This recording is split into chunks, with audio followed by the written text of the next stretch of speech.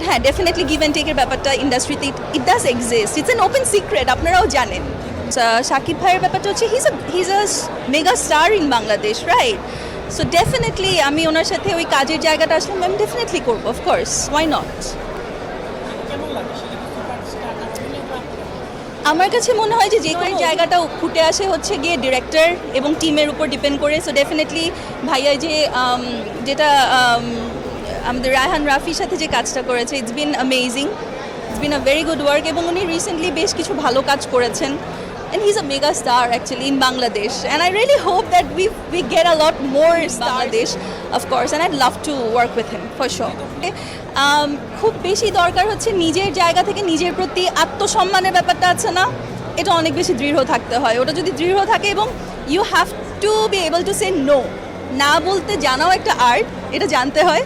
So আমার কাছে মনে হয় সবচাইতে সম্মানবোধ, আপনি যখন আস্তে আস্তে করে আগাবেন তখন দেখা যাবে টুকটাক আপনি যেটা করতে চাচ্ছেন বা যে ইন্ডাস্ট্রিতেই হোক না কেন গ্রো করতে চাচ্ছেন ওটা আপনি করে ফেলবেন। এই যেমন গিনিসের যে ব্যাপারটা, it's a big thing actually. আমি এখনও পর্যন্ত এটা কমপ্লিটলি নিতে পারি না যে ওকে বাংলাদেশের হয়ে ফার্স্ট মডেল বা অ্যাক্ট্রেস হিসেবে গিনিস রেকর্ড করা, কিন্তু আস্তে আস্তে করে টুকটাক অল্প অল্প করে এগিয়েছি। ইট ডিডেন্ট মানে আমাকে হোল্ড ব্যাক করেনি। সো আত্মসম্মানবোধ ইজ ভেরি ইম্পর্টেন্ট। ডেফিনেটলি দেওয়া হয়, আসলে আছে এখানে গুড অ্যান্ড ব্যাড মিলেই তো ইন্ডাস্ট্রিটা।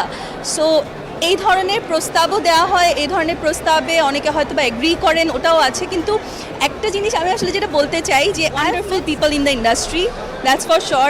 I had some very horrible experiences in the industry, that's also true. কিন্তু আপনি যেভাবে করে আসলে এগোতে চান, আপনি ওই পথে থাকলে it's not going to be easy, কিন্তু চলে আসবে। বাট হ্যাঁ ডেফিনেটলি গিভ অ্যান্ড টেকের ব্যাপারটা ইন্ডাস্ট্রিতে ইট ডাজ এক্সিস্ট, ইটস জানেন। আমার মনে হয় যে এগুলো নিয়ে না এত কথা হয়েছে, মানুষজন এগুলো শুনতে বিরক্ত।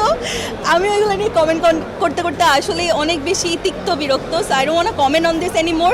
অ্যান্ড একটা ব্যাপার হচ্ছে, আমি আসলে ব্যক্তিগতভাবে তো যদিও আমার বিশ্ব শিরোপার যে জায়গাটা এটা মডেল হিসেবেই, কিন্তু I am more focus on acting right now.